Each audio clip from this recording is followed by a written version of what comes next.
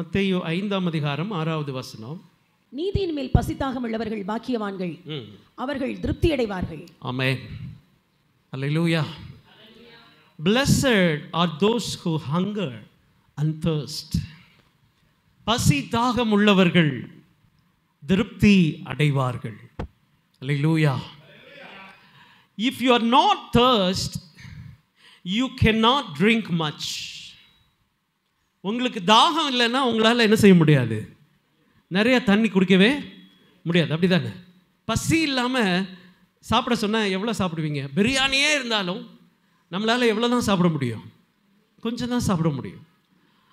ஆனால் 2 நாள் பட்டினியாக கடந்து ஒருத்தனுக்கு பழைய சோறை தாளித்து வச்சாலும் அது எப்படி தெரியும்? பிரியாணி மாதிரி தான் தெரியும் இல்லை? உங்களுக்கு ஒருவேளை பசி இல்லைன்னா பிரியாணியே பழைய சோறு மாதிரி தான் தெரியும். ஒருத்தனை ஒரு பாலைவனத்தில் விட்டுருவோம், தண்ணியே இல்லாத இடத்துல ஒரு 2 நாள் விட்டுருவோம். இன்னொருத்தனை கொண்டு போய் ஒரு நல்ல ஜீவ நீரோடை மாதிரி ஒரு நல்ல தித்திக்கிற ஒரு சிறுவாணி தண்ணி வர்ற இடத்துல கொண்டு போய் அவனை வச்சுருவோம். 2 நாள் கழித்து 2 பேர்த்தையும் கொண்டு வந்துட்டு ஒரு மதுரமான ஒரு பாட்டிலில் ஒரு தண்ணியை கொண்டு வந்து கொடுத்தா அதை யார் அதிகமாக குடிப்பா?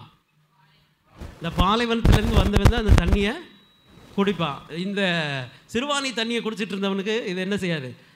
தண்ணி தானே அப்படின்வான். பிரச்சனை தண்ணியில் இல்லை, பிரச்சனை எங்கே இருக்குது? ஹலோ, குடிக்கிறவங்ககிட்ட தான் இருக்குது. 2 பேரும் இருக்கிறான், உள்ளே வந்திருக்கான். ஆனால் குடிக்கிறவன் தாகமாக இல்லாததுனால அவனுக்கு என்ன இல்லை? அவனுக்கு தேவையில்லை. தாகமாக இருக்கிறவனுக்கு அந்த அந்த பாட்டில் தண்ணியை புறமே குடிச்சிருவான். குடிச்சிட்டு இன்னும் கொஞ்சம் தண்ணி கொடுங்க அப்படின்வான். ஆகையினால வேதம் சொல்லுகிறது, Blessed are those who thirst and hunger. தாகமும் பசியும் யாருக்கு இருக்கிறதோ அவர்கள் எப்படிப்பட்டவர்கள்? ஆசீர்வதிக்கப்பட்டவர்கள். ஒரு அல்லேலூயா சொல்லுங்க பார்க்கலாம். உங்களுக்கு பசி இருந்தால் நீங்கள் ஆசீர்வாதம் உள்ளவர்கள். ஐயோ பசிக்குதே, சாப்பாடு இல்லையே நினைக்கிறீங்களா? பசிக்குதுன்னா உங்களை கர்த்தர் என்ன செஞ்சிருக்கிறாரு? ஆசீர்வதித்து வைத்திருக்கிறார். சரி, அந்த பசி இல்லை, இது நீதியின் மேல் பசிதார்கள் பாக்கியவான்கள். யோவான் 7:37. பண்டிகையின் கடைசி நாளாகிய பிரதான நாளிலே இயேசு நின்று சத்தமிட்டு, ஒருவன் தாகமாயிருந்தால் என்னிடத்தில் வந்து பானம் பண்ண கடவன். வேதவாக்கியம் சொல்லுகிறபடி என்னிடத்தில் விசுவாசமாய் இருக்கிறவன் எவனோ அவன் உள்ளத்திலிருந்து ஜீவ தண்ணீர் உள்ள நதிகள் ஓடும் என்றார். ஆமென். தாகமா இருக்கிறவனுக்கு மட்டும்தான் ஆண்டவர்கிட்ட வேலையே.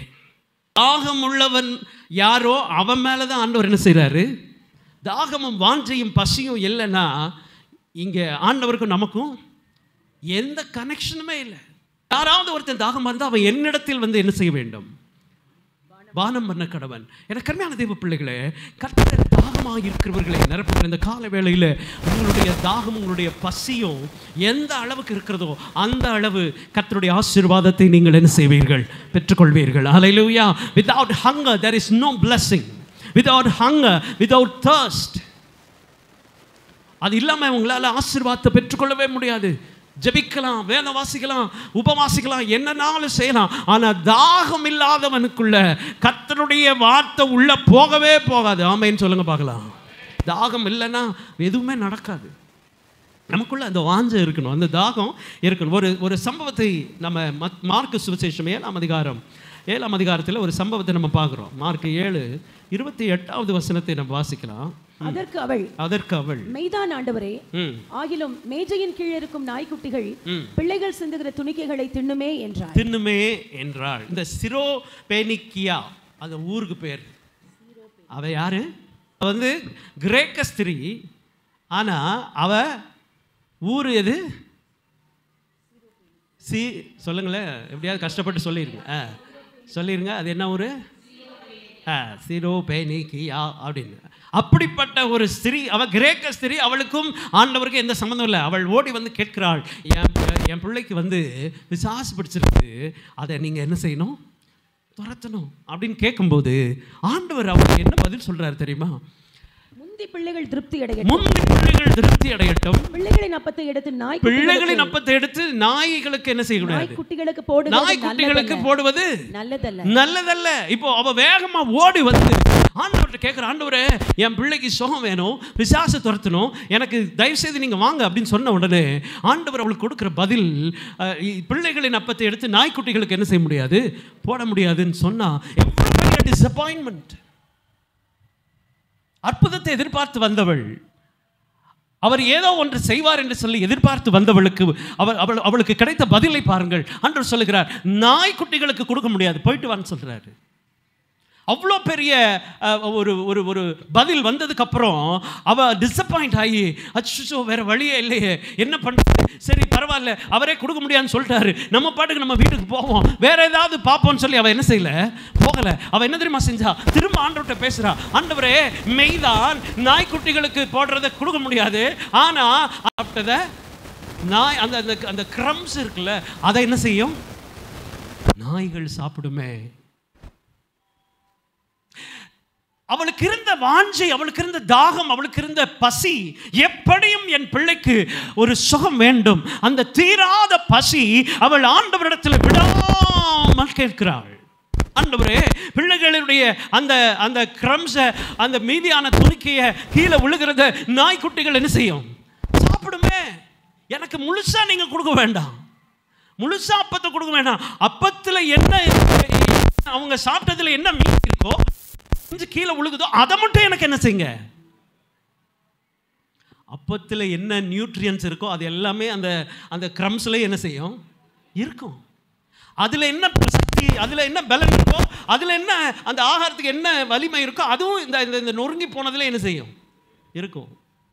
அவ சொல்றா, எல்லாமே சேம் தான், பரவாயில்ல, கீழே விழுகிறத கூட நான் என்ன செஞ்சுக்கிறேன், சாப்பிட்டுக்கிறேன். காரணம் ஏன் தெரியுமா? நம்ம ஜெபம் பண்ணி 2 தடவை ஜெபம் பண்ணி 3 தடவை ஆண்டவர்கிட்ட கேட்டதுக்கு அப்புறமும் நமக்கு கிடைக்கலன்னா நம்ம என்ன செஞ்சிடறோம்? ஓகே, ஆண்டவருக்கு கொடுக்க பிரியமில்லை, அவர் கொடுக்கல, ஓ பரவாயில்ல, இருக்கிறத இப்படியே நம்ம என்ன செஞ்சிருவோம்? மென்ஷன் பண்ணி ஓட்டிடுவோம். அப்படின்னு நினச்சி நம்ம திருப்தி ஆகி ஓடுறோம். எனக்கு அருமையான தேவ பிள்ளைகளே, நமக்குள்ள பசியும் தாகமும் இருந்தா நம்ம அவரை விடவே மாட்டோம். மெய்தான் ஆண்டவரே, கீழே விழுகிறத கூட எங்களுக்கு என்ன செய்யுங்க? எவ்வளோ தாகம் விழுந்தா அவள் ஆண்டவரிடத்தில் கேட்டு, இவ்வளோ ஒரு பெரிய ஒரு ஒரு ஒரு ஏமாற்றம் அவளுக்கு வந்தது. ஆண்டவர் பார்த்து சொல்றாரு, இது கொடுக்க முடியாது, இது பிள்ளைகளுக்குரியது, போயிட்டு வான்னு சொன்னதுக்கு அப்புறமும் அவள் என்ன சொல்றா? எனக்கு எனக்கு கொஞ்சம் அது கொடுங்க, கீழே விழுகிறதையாவது எனக்கு என்ன செய்யுங்க, கொடுங்க. It's because of her thirst. அவளுடைய தாகம், அவள் பிள்ளைக்கு எப்படியும் சுகமாக வேண்டும், அவளுக்கு இருந்த தாகம். எனக்கு என்ன தேவ பிள்ளைகளை, நமக்குள்ள தாகம் இருந்தா நம்ம விடவே மாட்டோம். அல்லேலூயா. நமக்குள்ள பசி இருந்தா நம்ம விடவே மாட்டோம், எந்த நிலைமையிலும். எப்பயும் நான் பின்னால் என்ன செய்வேன்? ஆண்டவருக்கு பின்னால ஓடுவேன். ஏமாற்றங்கள் வந்தாலும், வாழ்க்கையில் தோல்விகள் வந்தாலும், நான் ஜெபிக்கிறது கிடைக்காம போனாலும், ஓ என் சூழ்நிலை எதிராக இருந்தாலும் நான் ஆண்டவருக்கு பின்னால போவேன். எப்படி? யார் தெரியுமா அப்படி இருப்பா? யாருக்கு தாகம் இருக்கோ, யாருக்கு பசி இருக்கோ. ஒலிவ மரம் பலனற்று போனாலும், மந்தையிலே ஆடுகளின்றி போனாலும், ஒலிவ மரம் பலனற்று போனாலும், வயல்களிலே தானியமின்றி போனாலும், எது என்ன ஆனாலும் சரி அவரை விடவே மாட்டேன். அல்லேலூயா. உனக்குள்ள தாகம் இருந்தா நீ ஆண்டவரை விடவே மாட்டேன். உனக்குள்ள தாகம் இருந்தா அவருக்கு பின்னால போறது எந்த நிலைமையிலும் ஒரு போதும் தடைபடாது. பரலோக ராஜ்யத்தில் தேவை என்ன தெரியுமா? பரலோக ராஜ்யம் எப்படிப்பட்டவர்களுக்கு தெரியுமா? யாருக்கு தாகம் இருக்கிறதோ, யாருக்கு பசி இருக்கிறதோ அவர்களுக்கு தான் பரலோக ராஜ்யம். அல்லேலூயா. பசி இல்லாதவங்களுக்கு கிடைக்கவே கிடைக்காது. சும்மா எல்லாரும் போல வந்துட்டு போகலாம். அத்தனை பேர் இருக்கிறாங்க. இவள் கிரேக்க ஸ்திரீ, ஆண்டவருக்கு அவளுக்கு சம்பந்தம் இல்லை. ஆனால் அவள் ஆண்டவரிடத்தில் போய் திரும்ப திரும்ப திரும்ப கேட்குற, ஆண்டவரே கண்டிப்பாக நீங்கள் சொல்கிறது கரெக்டு தான், ஆனால் கீழே விழுறதெல்லாம் நாயை சாப்பிடல, பிள்ளைகள் சாப்பிட்டு மீதியாக இருக்கிறத நாய் சாப்பிடுமே, கொஞ்சம் கொடுக்கலாமே. அதை சொன்ன உடனே ஆண்டவர் அவளை பார்த்து என்ன தெரியுமா சொன்னார்? அப்பொழுது அவர், நீ சொன்ன அந்த வார்த்தையின் நிமித்தம் போகலாம், பிசாசு உன் மகளை விட்டு நீங்கிற்று என்றார். பிசாசு உன் மகளை விட்டு நீங்கிற்று. அதுக்கு இன்னொரு இங்கிலீஷ் டிரான்ஸ்லேஷன் சொல்லுது, வெரி குட் ஆன்சர். ஆண்டவர் சொல்கிறார். எப்படி சொல்கிறாருன்னா, சரியான பதில். ஆண்டவர் சொல்கிறார் சரியான பதில். இதை சொன்ன உடனே அவரை எதிர்பார்த்துட்டே இருக்கிறார், இவன் என்ன பதில் சொல்லுவா. ஆண்டவர் சொல்கிறாரு, அதெல்லாம் கொடுக்க முடியாது, போயிட்டு வாமான்னு சொன்னதுக்கப்புறம் அவர் எதிர்பார்த்துட்டே இருக்கிறார். என்ன எதிர்பார்க்குறாரு? நீ என்ன சொல்லுவேன்னு அவர் எதிர்பார்த்துட்டே இருக்கிறார். அந்த ஸ்திரீ என்ன பதில் சொல்லுவா? ஓகே ஆண்டவரே, பரவாயில்ல, நான் வேறு வழியில் எங்கிட்டாவது டாக்டர்கிட்ட போய் பார்த்துக்கிறேன், இல்லைக்கிறேன், எப்படியாவது அவளை எப்படியாவது சுகப்படுத்திடலாம். இவ என்ன பதில் சொல்கிறான்னு ஆண்டவர் பார்த்துட்டே இருந்துட்டு அவர் சொல்கிறாரு, கரெக்டாக தான் நீ கேட்குற. ஏன்னா உனக்குள்ளே என்ன இருக்குது? பசி இருக்குது, தாகம் இருக்குது. தாகம் இல்லாதவன் பேசாமல் போயிடுவான். ஆனால் பசியும் தாகமும் இருக்கிறவன் என்ன பண்ணுவான்னா, தொடர்ந்து ஆண்டவருக்கு பின்னாலே போவான். அந்த 12 வருஷம் பெரும்பாடுள்ள ஸ்திரீ கூட்டமாக இருக்குன்னு சொல்லி போல அவ, அவ்வளோ கூட்டம், ஜனக்கூட்டம் நெருக்கி கொண்டிருக்கும் போது இவள் என்ன செய்கிறாள்? அவருக்கு பின்னால் அப்படியே போய் எப்படியாவது அவருடைய வஸ்திரத்தின் ஓரத்தை நான் என்ன செய்ய வேண்டும்? தொட வேண்டும். அதுதான் அவளுடைய தாகம், அதுதான் அவளுடைய பசி. 12 வருஷமா நான் வேதனைப்பட்டுட்டேன், ஆனால் இன்னைக்கு நான் என்ன செய்ய மாட்டேன்? விடமாட்டேன், யாக்கோபை போல நான் விடவே மாட்டேன். அவ பின்னாலே போறா. என்ன ஆனாலும் சரி, எத்தனை பேர் நெருக்கி நின்னாலும் சரி, நான் அவரை இன்றைக்கு என்ன செய்ய வேண்டும்? தொட வேண்டும். அந்த தாகம் நமக்குள்ள இருந்துச்சுன்னு வைங்களேன், நம்மளால ஆலயத்துக்கு வராமல் இருக்க முடியாது, வீட்டில் படுத்து இருக்க முடியாது. ஆலயத்தில் ஒரு ஆராதனை நடக்கும்போது நம்மளால வீட்டில் என்ன செய்ய முடியாது? இருக்கவே முடியாது. எப்படினாலும் ஓடி வந்துடுவோம். தாகம் இருக்கிறவனுக்கு தான் ஆண்டவர் மேலே வெறி இருக்கும். தாகம் இல்லைன்னா தண்ணியே தேவையில்லைங்க உங்களுக்கு. எதுக்குங்க தண்ணி? எத்தனை அண்டாண்டாவா தண்ணி வச்சுருந்தாலும் நம்ம எடுத்து குடிக்க வைப்ப போகிறோம்? கிடையாது. யாருக்கு தாகம் இருக்கிறதோ அவர்களுக்கு தான் தண்ணி. தாகம் இருக்கிறவன் தான் ஆண்டவர் தேடி வருவான். தாகம் இருக்கிறவன் தான் ஆண்டவருக்காக காரியங்களை செய்வான். தாகம் இருக்கிறவனால சும்மா இருக்கவே முடியாது. தாகம் இருக்கிறவன் கர்த்தருக்காக ஓடுவான் தொடர்ந்து. அதோட விட்டுற மாட்டான். எத்தனையோ தடைகள் வரலாம், பலவீனங்கள் இருக்கலாம், வேதனைகள் இருக்கலாம், கஷ்டம் இருக்கலாம், பாடு இருக்கலாம், அதோட நிற்கவே மாட்டான். பவுல் சொன்னார்ல, எத்தனை பாடு இருந்தாலும் சரி அவருக்கு பின்னால் நான் போயிட்டே இருப்பேன், ஒன்றும் என்ன தடுக்க முடியாது. வலியோ வேதனையோ பலவீனமோ நிந்தை அவமா எதுவாக இருந்தாலும் சரி, யார் என்ன சொன்னாலும் சரி, எனக்கு தாகம் இருக்கு, பசி இருக்கு, நான் அவருக்கு பின்னால் என்ன செய்வேன்? போவேன். இந்த ஸ்திரீ ஆண்டவரை பார்த்து சொல்லுகிறார், உண்மைதான் ஆண்டவரே, ஆனால் கீழே விழுகிற அந்த துணிக்கைகளை எனக்கு என்ன செய்யுங்க? என் பிள்ளை கொடுங்க, இந்த நாய்க்குட்டி சாப்பிடட்டும். ஆண்டவர் அந்த பதிலை பார்த்துட்டே இருக்கிறாரு. அவள் சொன்ன உடனே ஆண்டவர் சொல்கிறாரு, வெரி குட் ஆன்சர், ரொம்ப கரெக்டாக சொன்னம்மா, நீ போ, உன் பிள்ளை என்ன செய்யும்? சுகமாக இருக்கும். ஒரு அல்லேலூயா சொல்லுங்க பார்க்கலாம்.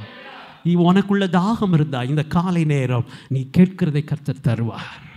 எல்லாம் நிறைய நாள் நடக்காததை கர்த்தர் இப்பொழுது செய்வார். உனக்குள்ள இருக்கிற வாஞ்சை, உனக்குள்ள இருக்கிற பசி, ஆண்டவர் மேலே உள்ள பசி தான் உன் குடும்பத்தில் அற்புதத்தை கொண்டு வரும். வாழ்க்கை நிறைய பேர் தாகம் இல்லாத எல்லாம் ஒரே இடத்துல தான் இருப்பாங்க, ஒரே ஆலயத்துக்கு தான் வருவாங்க. ஆனால் ஒரு சிலரை ஆண்டவர் ஆசீர்வதிச்சு உயர்த்திட்டே இருப்பார். ஒரு சிலர் எப்பயும் போலயே இருப்பாங்க. ஏன் தெரியுமா? பசி இல்லாதவனுக்கு கிடைக்கவே கிடைக்காது. எல்லாம் ஒரே இடத்துல தான் இருக்கும், ஒரே இடத்துக்கு தான் வரும். ஆனால் பசி இல்லாத வரைக்கும் அப்படியே பார்த்துட்டு போயிட்டே இருக்கும். நம்மளே ஒரே ஒரு நாளுக்கு 2 இல்லை 3 ஃபங்க்ஷன்ஸ் இருக்கும். மூர்த்த நாள் வந்துருச்சுன்னா ஒரே நாளில் 2-3 கல்யாணம், காது குத்து இப்படிலாம் வந்துடும். 3 இடத்துக்கு போகிற மாதிரி இருக்கும். 3 இடத்துலையும் போய் சாப்பிடுவோமா? எங்கேயாவது ஒரு இடத்துல தான் சாப்பிடுவோம். அது முதவே விசாரிச்சுக்குவோம், எங்கே நல்லா இருக்கும் சாப்பாடு, யார் ஃபங்க்ஷன் எப்படி இருக்கும், நல்லா இருக்கும் அப்படின்ட்டு. அதுக்கு முன்னால் 2 ஃபங்க்ஷனுக்கு போகும்போது எப்படி போவோம்? அவசரமாக போயிட்டு கவரை கையில் கொடுத்துட்டு வர்றேன், இன்னொரு ஃபங்க்ஷன் இருக்குது அப்படின்னு சொல்லிட்டு வேகமாக ஓடிடுவோம். கடைசியாக நம்ம சூஸ் பண்ணுற ஃபங்க்ஷன் எதுவாக தான் இருக்கும், பெஸ்ட்டு. அதாவது ஃபங்க்ஷன்னாலே என்ன தான் முக்கியம், சோறு தான். பசி இல்லாத வரைக்கும் நமக்கு ஆகாரம் தேவையில்லை, பசிக்கிறவனுக்கு தான் ஆகாரம். வேத வசனம் சொல்லுது அப்படிதான், பசிதாகம் உள்ளவர்கள் பாக்கியவான்கள், அவர்கள் நிரப்பப்படுவார்கள். நமக்கு ஆண்டவர் மேலே உள்ள பசி, ஆண்டவர் மேலே உள்ள தாகம் அதிகமாக இருக்க இருக்க இருக்க கர்த்தருடைய வார்த்தை நமக்குள்ள என்ன செய்யும், கர்த்தர் நம்மை நிரப்பிக்கொண்டே இருப்பார். அல்லேலூயா, அல்லேலூயா. 1 சாமுவேல் 1ஆம் அதிகாரத்தில் நம்ம ஒரு சம்பவத்தை நம்ம பார்க்குறோம். அன்னாள் தெய்வ சமூகத்தில் போய் கேட்கிறாள், ஆண்டவருடைய சமூகத்தில் அழுகிறாள். எனக்கு அருமையான தெய்வ பிள்ளைகளே, அவள் திருப்தியாகவில்லை, இதோடு போதும் என்று சொல்லி அவள் நிற்கவில்லை. எத்தனையோ பேர் அவளை தப்பாக நினச்சிருப்பாங்க. ஏலி கூட அவளை தப்பாக நினச்சிட்டார். இவ குடிச்சிட்டு வெறிச்சிட்டு இவ இங்கே வந்து அழுதுட்டு இருக்காளே. அப்படிப்பட்ட நிலைமையில் அவள் எல்லாரும் ஒரு மாதிரி என்னை நினைக்கிறாங்கன்னு சொல்லி அவள் என்ன செய்யலை, அதோடு நிறுத்தலை. எனக்கு எப்படியும் கர்த்தர் என்ன செய்ய வேண்டும், ஒரு பிள்ளையை தர வேண்டும், எனக்கு எப்படியும் ஒரு ஆசீர்வாதத்தை ஆண்டவர் தரணும், அது வரைக்கும் நான் என்ன செய்வேன், ஆண்டவர்கிட்ட போராடுவேன்.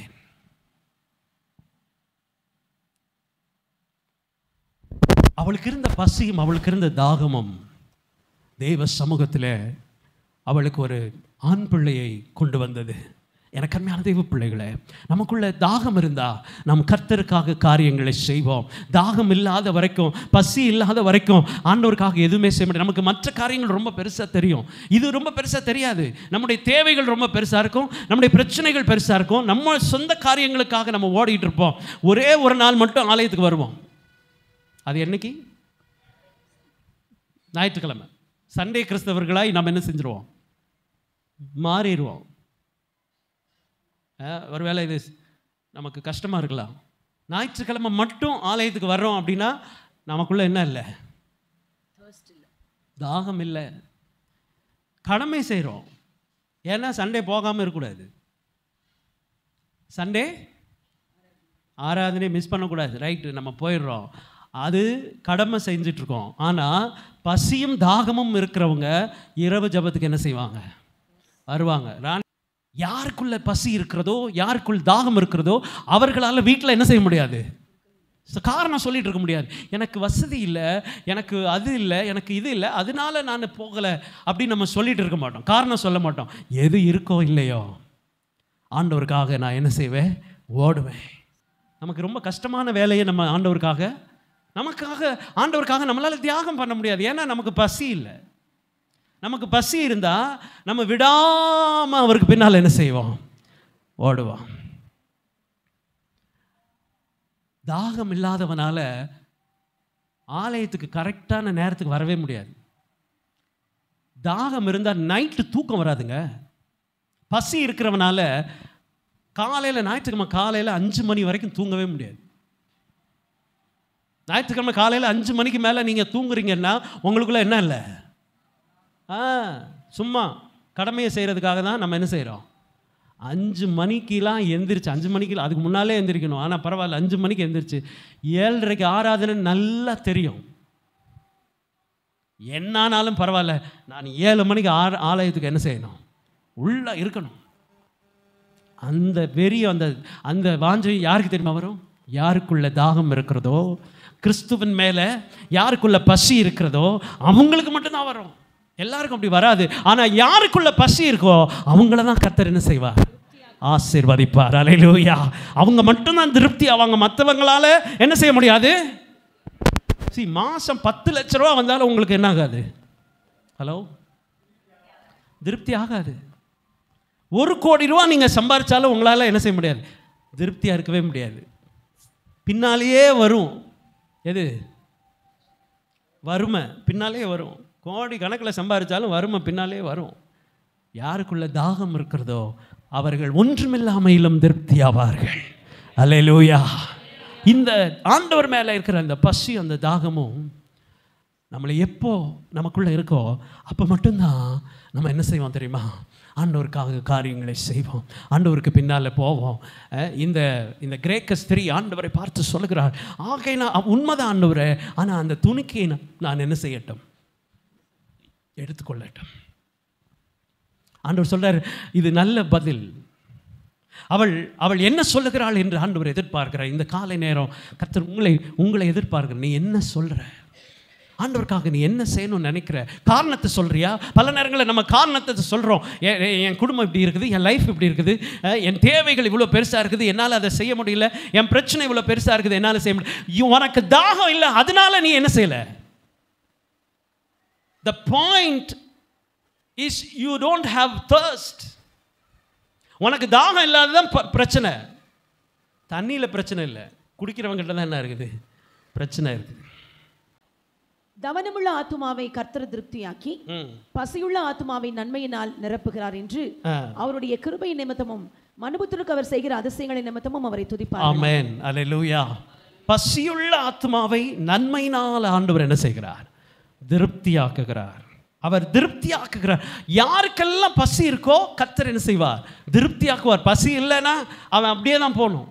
ஒரே வசனம் தான், ஒரே வார்த்தை தான், ஆண்டவர் கொடுக்கறது ஒன்று தான். ஆனால் யாருக்குள்ள பசி இருக்கோ, யாருக்கு தேவை இருக்கிறதோ, யாருக்கு தாகம் இருக்கிறதோ, கர்த்தர் அவர்களை என்ன செய்வார், நிரப்புவார்.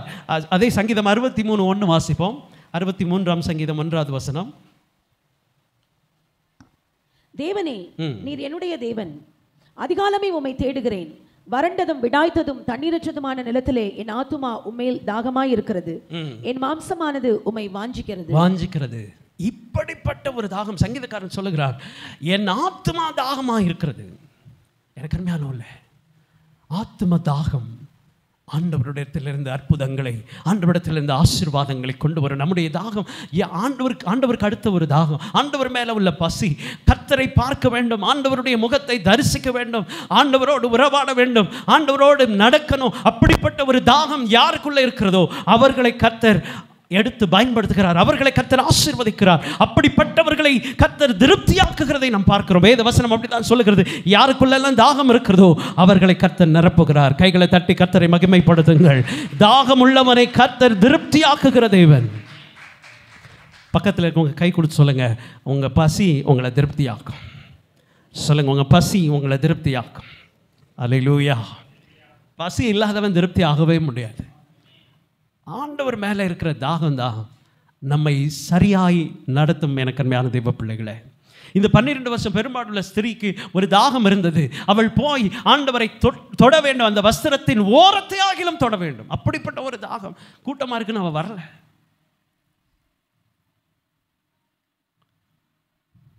பர்திமே என்று சொல்லக்கூடிய குருடன், அவன் வழி அருகே பிச்சை கேட்டு கொண்டிருந்தான். ஆண்டவர் வருகிற சத்தத்தை கேட்டு அந்த குருடன் கத்துறான், ஆண்டவரே, தாவீதின் குமாரனே.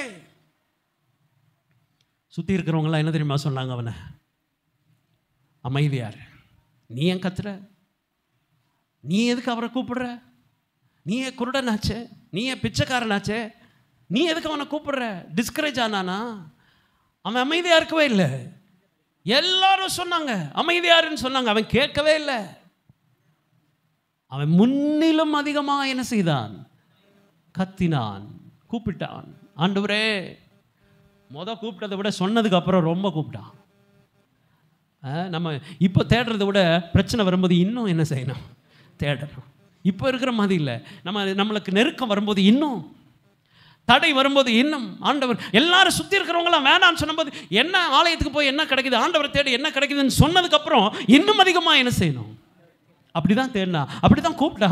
ஆண்டவர் நின்று திரும்பி பார்த்து அவனை அழைத்து வர சொன்னார். வேதம் சொல்லுது, அவனை அழைத்து வாருங்கள். யாரெல்லாம் வேணான்னு சொன்னாங்களோ அவர் உன்னை கூப்பிடுறாருப்பா. அவனுடைய பசியும் அவனுடைய தாகமும் அவனுக்கு அற்புதத்தை கொண்டு வந்தது. எனக்கு அருமையானவர்களே, அப்படிப்பட்ட ஒரு தாகம் நமக்குள்ள இருந்தா நம்முடைய வாழ்க்கை மாறும். ஒன்று மட்டும் நல்லா நினச்சிக்கோங்க, நம்ம ரொம்ப திறமையில செஞ்சு எல்லாத்தையும் செஞ்சு முடிச்சிடலான்னு எதுவுமே நடக்காது. தாகம் இருக்கிறவன் மட்டும்தான் ஆசீர்வதிக்கப்படுவான், அவன் சந்ததி ஆசீர்வதிக்கப்படும். பசி இல்லாமல், ஆண்டவர் மேலே தாகம் இல்லாமல் எந்த ஆசீர்வாதத்தையும் நம்ம எதிர்பார்க்க முடியாது. எதுலையும் திருப்தி கிடைக்காது, எதுலையும் திருப்தி. சாப்பிட்டா கூட திருப்தி ஆகாது. சாப்பிட்ட மாதிரி இருக்கும், அப்புறம் பசி இருக்கும், ஒரு மாதிரி ஆயிரும். சம்பாதிக்கிற மாதிரி இருக்கும், ஹோட்டலில் போட்ட மாதிரியே போயிடும். 20 வருஷமாக அதே நிலைமையில தான் இருப்போம், மாற்றமே இருக்காது. 10 வருஷம் ஆனாலும் அப்படியே தான் இருப்போம். ஆண்டவர் மேலே உள்ள பசியும் தாகமும், ஆண்டவர் மேலே உள்ள இந்த வைராக்கியம் வாஞ்சையும் நம்மை ஆசீர்வாதமான பாதையில் கொண்டு போகும். எனக்கு அருமையானவர்களே, அப்படிப்பட்ட ஒரு பசி நமக்குள்ளே இருக்குமானால் கர்த்தர் இந்த காலை வேளையில் நம்மை திருப்தியாக்க அவர் போதுமானவராக இருக்கிறார். கர்த்தருடைய சமூகத்திலே நம்மை ஒப்பு கொடுப்போம். எல்லாருடைய கண்களை மூடி தலைகளை தாழ்த்தி தெய்வ சமூகத்திலே நம்மை ஒப்பு கொடுத்து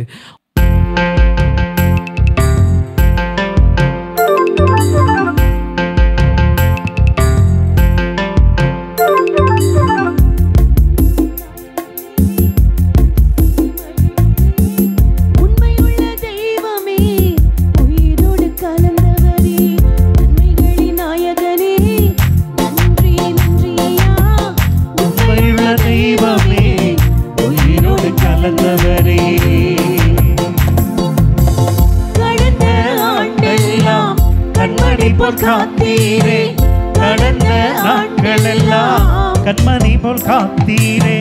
புதிய ஆண்டு தந்து புதுமைகள் செய்தவரே, புதிய ஆண்டு தந்து புதுமைகள் செய்பவரே, நன்மைகளின் நாயகரே, நன்றி சொல்லி மகிழ்கிறேன். உண்மையுள்ள தெய்வமே, உயிரோடு கலந்தவரே, நன்மைகளின் நாயகரே, நன்றி நன்றி ஐயா. உண்மையுள்ள தெய்வமே, உயிரோடு கலந்தவரே, உமக்காய் காத்திருந்து புது பலன் அடைகின்றேன். உமக்காய் காத்திருந்து புது பலன் அடைகின்றேன். உம்மையே பற்றி கொண்டு புதிய மனுஷனாய், உம்மையே பற்றி கொண்டு புதிய மனுஷனாய், நன்மைகளின் நாயகரே, நன்றி சொல்லி மகிழ்கிறேன். உண்மையுள்ள தெய்வமே, உயிரோடு கலந்தவரே, நன்மைகளின் நாயகரே, நன்றி நன்றி ஐயா. உண்மையுள்ள தெய்வமே, உயிரோடு கலந்தவரே, கர்த்தர் என்னோடு இருப்பதை உணர வைத்தீர். கர்த்தர் என்னோடு இருப்பதை உணர வைத்தீர். அநேகர் அறிக்கையிட அப்பாடி கிருபை செய்தீர். அநேகர் அறிக்கையிட அப்பாடி கிருபை செய்தீர். நன்மைகளின் நாயகரே, நன்றி சொல்லி மகிழ்கிறேன். உண்மையுள்ள தெய்வமே, உயிரோடு கலந்தவரே, நன்மைகளின் நாயகரே, நன்றி நன்றி ஐயா. உண்மையுள்ள தெய்வமே, உயிரோடு கலந்தவரே. எனக்கு அருமையானவர்களே, அந்த தாகம், அந்த பசி தேவனிடத்திலே அற்புதங்களை கொண்டு வருகிறது. இந்த நாளிலும் அவர் மீது உள்ள அந்த தாகத்தில் அவரை நோக்கி பார்ப்போம். அந்த ஸ்திரீ ஆண்டவரை பார்த்து சொல்லுகிறார், ஆண்டவரே, உண்மைதான், மெய்தான், ஆனாலும் பிள்ளைகள் சாப்பிட்டு மீதியை நாய்கள் சாப்பிடுமே. அவரை விடாது பிடித்துக் கொண்டாள். அவருக்கு பின் சென்றாள். எப்படியும் இந்த நாளில் அற்புதத்தை பெற வேண்டும் என்ற அந்த வாஞ்சையும் தாகமும் அவளை தொடர்ந்து ஆண்டவரை பின்பற்ற வைத்தது. எனக்கு அருமையானவர்களே, ஆண்டவர் மேல் உள்ள அந்த அந்த தாகமும் வாஞ்சையும் உன்னை நெருக்கி ஏவுகிறதா? இல்லை ஏனோ தானோ என்றுதான் நான் அவரை ஆராதிக்கிறேனா? ஏதோ ஆலயத்துக்கு போகிறோம், ஆண்டவரை ஆராதிக்கிறோம், கடமை செய்கிறோம் என்று அல்ல. உணர்வுள்ளவர்களாய், பசியுள்ளவர்களாய் அவருக்கு பின் செல்ல நம்மை ஒப்புக் கொடுப்போம். தேவன் நம்மை ஆசீர்வதிப்பார். தாகம் உள்ளவர்களை நிச்சயமாய் கர்த்தர் நிரப்புவார். உனக்குள்ள அப்படிப்பட்ட ஒரு வாஞ்சை இருந்தால் உன் குடும்பம் ஆசீர்வதிக்கப்படும், உன் சந்ததி ஆசீர்வதிக்கப்படும். உன்னை திருப்தியாக்க அவர் போதுமானவராக இருக்கிறார். அவருக்கு பின் செல்ல தாகமாய் அவருக்கு பின் செல்ல என்னை ஒப்பு கொடுக்கிறேன்னு சொல்றவங்க எல்லாம் உங்க கைகளை உயர்த்துங்க. தேவன் பார்க்கட்டும். ஆண்டவரே, எனக்குள்ள அந்த தாகத்தையும் பசியையும் தந்திருக்கிறேன். கைகளை கீழே போட்டுக்கணும். அந்த தாகத்தோட, அந்த வாஞ்சையோட நம்ம ஆண்டவரை பின்பற்றுவோம். மகா உன்னதங்களில் வாசம் பண்ணுகிறவரே, உம்முடைய திருக்குமாரனாகிய இயேசுவின் நாமத்தினாலே உங்க சமூகத்தில் எங்களை தாழ்த்தி ஒப்பு கொடுக்கிறோம். சர்வ வல்லவர், எங்களுக்கு போதுமானவராய் இருக்கிறீர் ஆண்டவரே. நாங்கள் உண்மையில் வாஞ்சையுள்ளவர்களாய், தாகம் உள்ளவர்களாய் உம்மை தொடர்ந்து பின்பற்ற எங்கள் ஒவ்வொருவருக்கும் தேவன் நீர் கிருபை செய்யும்படியாய் ஜெபிக்கிறோம். பசி இல்லாதவன், தாகம் இல்லாதவன் ஒருபோதும் திருப்தி அடைய முடியாதப்பா. குறைவுகளோடு, பலவீனத்தோடு, கஷ்டத்தோடு, பாரத்தோடு, கண்ணீரோடு இருக்கிற ஒவ்வொரு பிள்ளைகளையும் கர்த்தர் தொடுவீராக. அவர்களுக்குள்ள இருக்கிற வாஞ்சை குறையாதபடி ஆண்டவரே மீது உள்ள தாகத்தினால் உம்மை தொடர்ந்து பின்பற்ற கர்த்தர் கிருபைதார். கரங்களை உயர்த்தின ஒவ்வொரு பிள்ளைகளையும் கர்த்தர் ஆசீர்வதியும். உம்மேல் உள்ள வாஞ்சை பெருகட்டும் ஆண்டவரே.